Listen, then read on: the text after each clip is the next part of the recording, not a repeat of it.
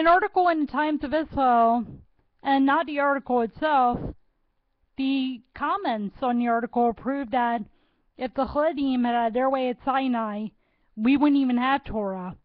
And this is why I said to one person that basically the Haredim are the ones complaining about how Torah is basically being abused by others, and then they're the ones who repeat exactly what they complain their Reform Jews do. And this is what I said to one person, and you can read the comment section because I'm going to link to the article as well as the comment section.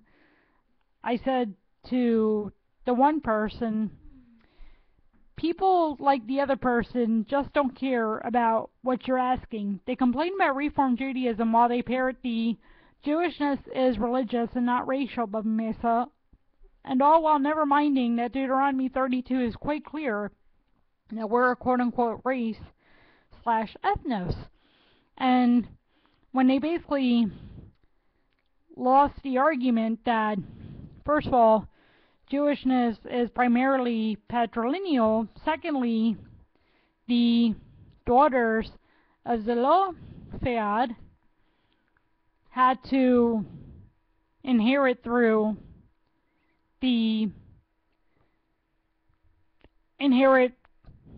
marrying their cousins, although they still got to inherit, although they basically lost the argument in so many other ways.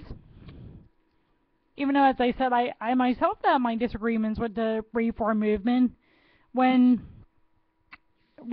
the, for lack of a better term, when the Haredniks kind of lost their argument on certain things, they would resort to, for lack of a better term, attacks and other ways of saying, hey, we lost the argument. More than 75% of your congregants are intermarrying. Last year, Yeshiva University alone, as well as other Orthodox yeshivot, ordained more rabbis than the entire Reform movement did. Your pews are emptying out as the older Reform Jews die off and aren't replaced. Your synagogues are already renting out their growing empty space to Orthodox minyanim. There is no Judaism without the Torah, and your movement is without the Torah. This is why your movement will cease to exist within one generation. All who claim to be Reform Jews will have disappeared. And of course, this is, by the way, what the attackers consider Torah. Stuff such as this. There is no question that in traditional Judaism, the primary role of a woman is as wife and mother, keeper of the household. However, Judaism has great respect for the importance of that role and the spiritual influence that a woman has over her family. The Talmud says that when a pious man marries a wicked woman, the man becomes wicked. But when a wicked man marries a pious woman, the man becomes pious. The child of a Jewish woman and the Gentile man is Jewish because of the mother's spiritual influence. The child of a Jewish man and the Gentile woman is not. This is, of course, pretty much, it's almost in contradiction to this. Women are discouraged from pursuing higher education or religious pursuits, but this seems to be primarily because women who engage in such pursuits might neglect their primary duties as wives and mothers. The rabbis are not concerned that women are not spiritual enough. Rather, they are concerned that women might become too spiritually devoted. So the women can't even pursue higher education and spiritual matters. How can they be the ones to influence their children anyway? And not only that, but back to what Torah itself says, and has been pointed out in many times in many ways, Jewishness was primarily patrilineal.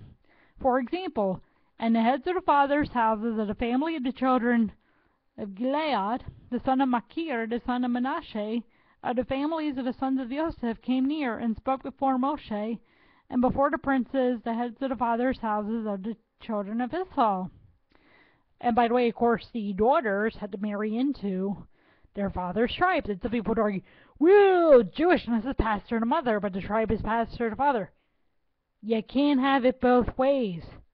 It's either the Jewishness as well as the tribal affiliation is passed through the dad, or the Jewishness is passed through the mother, and the tribal affiliation is passed through the mother, at least in cases where only one of the parents is Jewish.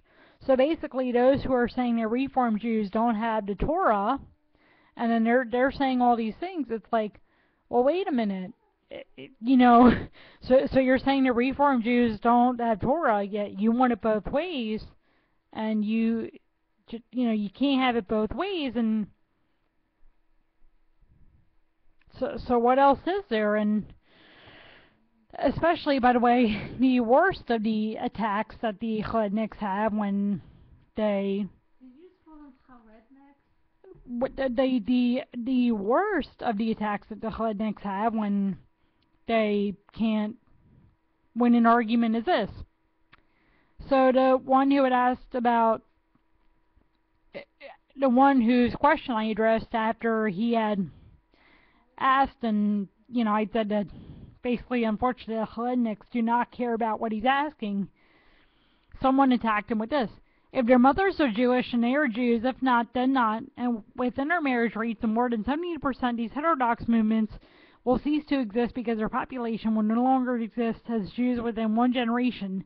P.S. Hitler doesn't get to decide who is and isn't a Jew. Well, unfortunately, as the old maxim goes, the worst enemies of a people are among that people. And it's as the old saying goes, for Jews in particular, the worst enemy of Israel is Israel. And of course, even as DNA tests unfortunately proved later, Hitler was Jewish, and he even tried to suppress evidence of that when it started coming out, and he got, like, I don't know if it was his, it was like whatever the one person was. Anyway, there's that, and I'll put it in the link too, because it does name someone like Hans Frank or something, and so he tried to have him try to, you know, investigate all that to, you know, prove he wasn't Jewish, and of course in 2009 the study came out that, well, he did have Jewish heritage, and so unfortunately the maxim about the worst enemy of Israel is Israel was unfortunately proved. And for lack of a better term, there's that.